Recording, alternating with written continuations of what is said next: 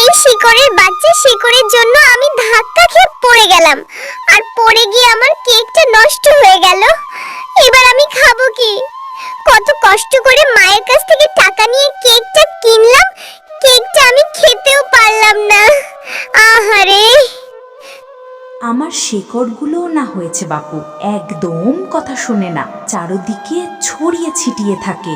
এই মেয়ে একটা কেক নষ্ট হয়েছে বলে এত কাঁদতে হয়? যাও বাড়িতে যাও, বাড়ি থেকে টাকা নিয়ে এসে আবার কেক কিনে খাও। কেঁদো না গো, তুমি আর কেঁদো না। চুপ করো তো গাছ, তুমি একদম চুপ করো, একটা কথাও বলবে না। তোমার শেকড়ে হুচট খেয়ে পড়ে গিয়ে আমার কেকটা নষ্ট হয়ে গিয়েছে, আর তুমি কি না বলছো আবার কেক কেনার কথা? তা কেক কেনার টাকা কোথায় পাবো আমি শুনি? আমার মা অন্যের বাড়িতে কাজ করে, ওখান থেকে কিছু টাকা বাঁচিয়ে আমাকে কেক কেনার জন্য দিয়েছিল। আমাকে আবার টাকা কোথা থেকে দেবে? আমরা তো গরিব। আহারে, মেয়েটার কথা শুনে মনে হচ্ছে মেয়েটা ভীষণ গরিব। এবার যেহেতু সুযোগ এসেছে, তাহলে আমার ফুল বা ফল দিয়ে মেয়েটাকে সাহায্য করি। এই মেয়ে, আমার গাছে দেখো একটা ফুল আছে, এই ফুলটা তুমি বাড়িতে নিয়ে যাও আর বাড়িতে নিয়ে রোপণ করে দিও। দেখবে তোমার সকল সমস্যার সমাধান হয়ে গিয়েছে। কেঁদো না গো, আর কেঁদো না। আচ্ছা ঠিক আছে, তুমি যেহেতু এত করে বলছো, তবে আমি তোমার কাছ থেকে ফুলটা নিয়ে যাব, আবার রোপণও করে দেব। এরপর মিনা ফুলটা নিয়ে তাদের বাড়ির উদ্দেশ্যে রওনা দেয়। মিনা যখন ফুলটা রোপণ করছিল, তখনই মিনার মা চলে আসে।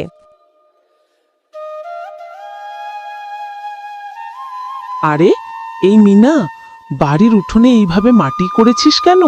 আর তোর পাশে এটা কিসের ফুল? ফুলটা থেকে কেমন যেন ঝাঁঝালো গন্ধ বেরোচ্ছে। কোথা থেকে আনলি রে এই ফুল মিনা? ও মা, তোমাকে তো এই ফুলের কথা বলতে ভুলেই গিয়েছি। তবে শোনো। এরপর মিনা তার মাকে সব কথা খুলে বলে। সব শুনে তার মা বলে, কি বললি মিনা?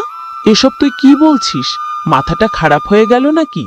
গাছ নাকি ফুল দিয়েছে, এবং সেই ফুল থেকে নাকি কেকের গাছ হবে? এসব কিছু বাদ দিয়ে ঘরে যে পড়তে বস যা। সে গাছ তো ঠিক করতে বলেছো, দেখেছো কি মজা কি মজা। এখন থেকে আমি কেক খেতে পারবো যত ইচ্ছে তত।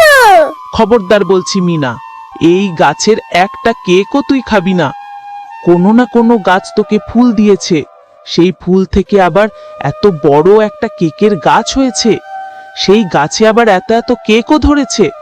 কেমন জানো আমি খারাপ কিছুর আভাস পাচ্ছি। নিয়ে চল তো আমাকে সেই গাছের কাছে, যে এই গাছ তোকে এই ফুলটা দিয়েছিল। এই জাদুর গাছ, তুমি আমার মেয়েকে সেই ফুলটা কেন দিয়েছিলে, যে এই ফুলটা থেকে এত বড় একটা কেকের গাছ হয়েছে? নিশ্চয়ই সেই গাছে ধরা কেক বিষ মেশানো।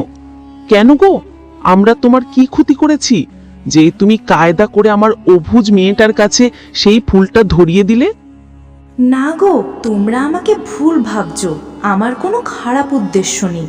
আমি তোমার মেয়ের মুখ থেকে শুনেছিলাম তোমরা অনেক গরিব, তাই তো আমি তোমাদের সাহায্য করার জন্য সেই ফুলটা দিয়েছিলাম। এতে করে কেকের গাছ হলে সেই কেকের গাছ থেকে কেক পেড়ে খেতেও পারো, আবার বাজারে নিয়ে বিক্রি করে তোমাদের সংসারের অভাবও দূর হয়ে যাবে। আমার কোনো খারাপ উদ্দেশ্য নেই গো, বিশ্বাস করো আমায়। ও জাদুর গাছ, তুমি সত্যি বলছো? তুমি আমাদের উপকার করার জন্য এই ফুলটা দিয়েছিলে, আর আমি তোমাকে ভুল বুঝে কতই না কথা শোনালাম। আমাকে মাফ করে দিও জাদুর গাছ। ঠিক আছে শেফালি, কোনো ব্যাপার না। এখন থেকে সেই গাছের দিনের কেকগুলো তোমরা পেড়ে খাবে ও বিক্রি করবে। রাতের কেকগুলো কিন্তু ভুলেও ছোবে না, আবার খাবেও না, মনে থাকে যেন। এরপর শেফালি একটি ভ্যানে করে সেই কেকগুলো বিক্রি করতে নিয়ে যায়। কেকগুলো বেশ মজা হওয়ায় সবাই খুব মজা করে খেতে থাকে। আমি তো জানতাম এই গাছে একদিন কারো না কারো সাহায্য করবে। আমি এক সময় এই গাছের ফুল নষ্ট করেছিলাম, ও আমাকে অপমান করেছিল। আজ আমি ওর সব কেক খেয়ে ফেলবো, দেখি ও কাকে সাহায্য করে। হা হা হা।